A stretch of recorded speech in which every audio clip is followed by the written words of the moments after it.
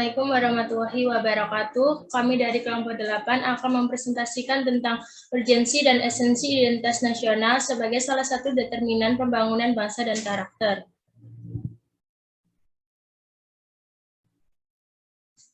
Anggota kelompok kami yaitu Devita Maharani NPM 133, Jasmine Salwa NPM 136, Alfielia NPM 142, Nurjihan Erlinda NPM 147, Muhammad Septian Adi NPM 306.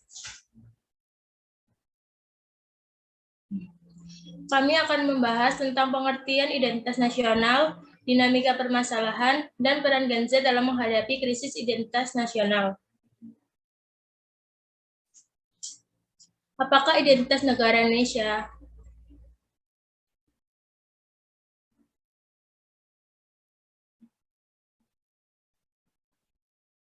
Kata identitas nasional berasal dari dua kata dasar, yaitu identitas dan nasional. Kata identitas sendiri dalam KBBI bermakna ciri-ciri atau keadaan khusus seseorang. Sedangkan kata nasional bermakna berkenaan atau berasal dari bangsa sendiri.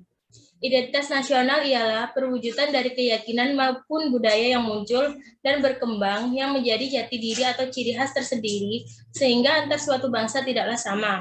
Identitas nasional sendiri terwujud dalam suatu bangsa dan negara yang merdeka atau bebas, berdaulat, dan memiliki hubungan internasional yang baik dengan bangsa atau negara lain.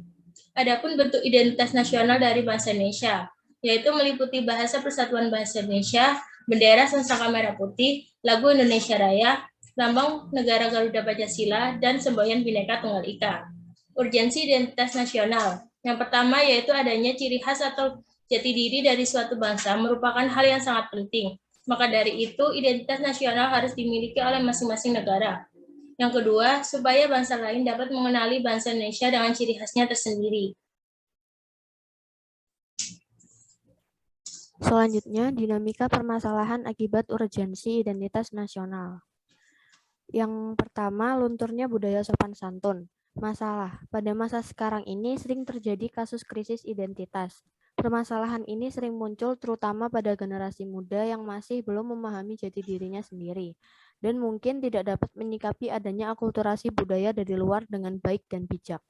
Penyebab arus globalisasi menjadi salah satu hal yang dapat mempengaruhi identitas nasional yang dapat menyebabkan dekandensi moral nilai budaya negara Indonesia.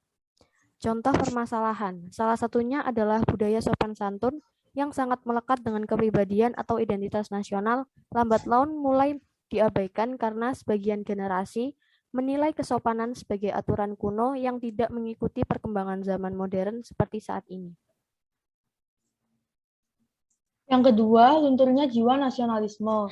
Masalah, nasionalisme merupakan bentuk memperjuangkan bangsa serta memiliki kesadaran untuk menjaga, mempertahankan identitas, integritas, serta kekuatan bangsa.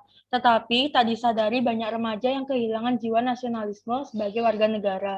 Penyebab lunturnya jiwa nasionalisme yaitu majunya teknologi berdampak pada gaya hidup para remaja. Mereka menjadi lebih mengenal dan menyukai budaya luar daripada budaya negaranya sendiri. Contoh permasalahan, para remaja lebih menyukai dan mengerti budaya Korea seperti K-pop dibandingkan dengan budaya tradisional yang sangat kaya di Indonesia. Beberapa remaja lebih suka mengikuti perkembangan zaman karena terlihat lebih keren dan modern. Selain itu, beberapa remaja terlalu sibuk dengan dunia teknologi tanpa memikirkan dampak bagi dirinya sendiri bahkan negaranya.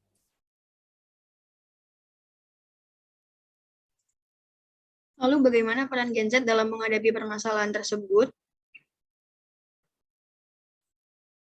Adapun peran Gen Z dalam menghadapi krisis identitas nasional yaitu yang pertama dengan adanya pendidikan multikultural berbasis kearifan lokal untuk menumbuhkan rasa bangga dan cinta tanah air terhadap bangsa Indonesia. Lalu yang kedua, dengan mengembangkan rasa atau sikap nasionalisme dan patriotisme dengan cara memanfaatkan media digital sebagai sumber untuk mempelajari dan mengembangkan budaya Indonesia. Lalu yang ketiga, dapat dilakukan dengan cara melestarikan budaya Indonesia dengan memanfaatkan media sosial, dengan cara ikut mengenalkan budaya Indonesia kepada masyarakat lokal maupun internasional.